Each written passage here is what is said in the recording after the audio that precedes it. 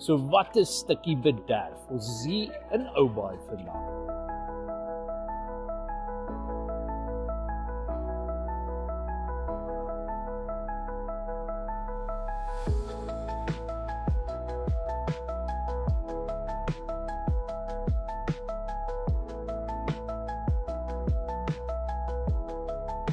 Hi, ek is Marianne Melville, ek is die kaptein van die dames van Oubaai.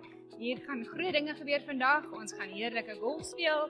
Almal is al hier by ons besig met registrasie en dan gaan ons uit op die golfbaan.